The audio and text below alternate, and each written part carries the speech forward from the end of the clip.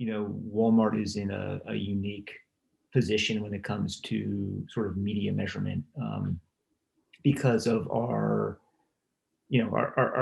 first party data, and the ability to sort of assign true attribution, back to sort of media exposure. Um, and and so like hopefully, it's not just Walmart, but that's sort of an industry trend, which is sort of getting beyond kind of the legacy sort of KPIs, of sort of impressions and views, to actually developing some sort of full funnel sort of persuasion metrics, and that extends beyond just sort of what's sort of living in the digital environment, but I see a lot of potential in sort of the TV environment, and linear TV environment, where sort of advancements, are being made, and sort of data collections happening, and the ability to sync up, sort of a set-top box to a transaction, is really powerful. And so I think, we're starting to be able to answer that question around true sort of linear TV attribution. And I think like that's,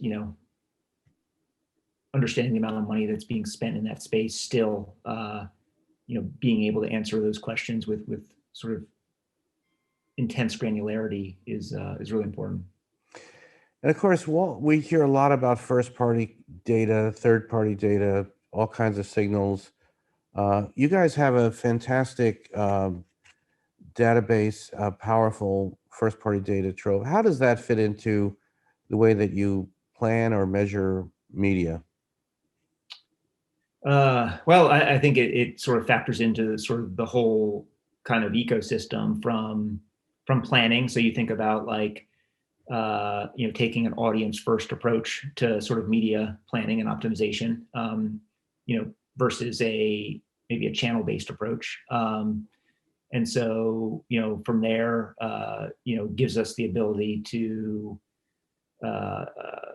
optimize, run sort of treatment and control campaigns, understand what messaging is resonating with which audience, on what channel, at what frequency.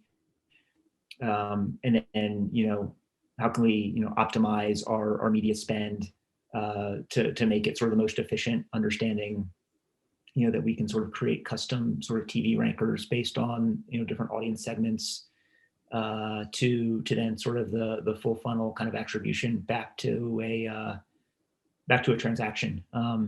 And, not just sort of a transaction, at the register, but, also maybe a transaction at sort of a brand level, in terms of creating more of an emotional connection, or customers feeling more favorable? Are they feeling that Walmart's a better corporate citizen, or a more valuable member of society, or a stronger contributor to their local community? So, it's not just sort of measurement at a sales transaction level. I mean, it's also measurement from a brand equity perspective. What's exciting to you in terms of the changes in technology, both that, you guys are innovating and organizing internally, but more broadly, developments you're seeing in the digital ecosystem? Yeah, I mean, it's constantly changing, right? I mean, we're living in a, I always like to, sort of that VUCA world, right, of volatile, uncertain, complex, and ambiguous.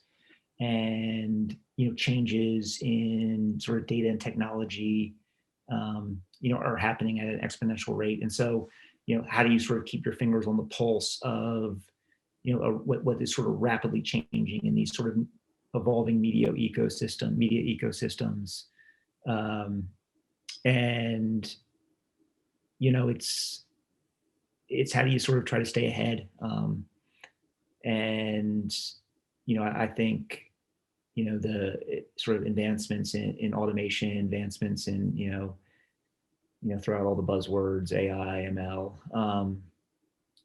it's, to me, it's sort of trying to keep your fingers on the pulse of other industries. And so like what's happening in healthcare, what's happening in finance, what's happening in defense, Um, I think there's industries that are rapidly innovating and maybe even innovating faster than retail to some extent. But how do you sort of find those applications and sort of bring them back into your own kind of environment and ecosystem?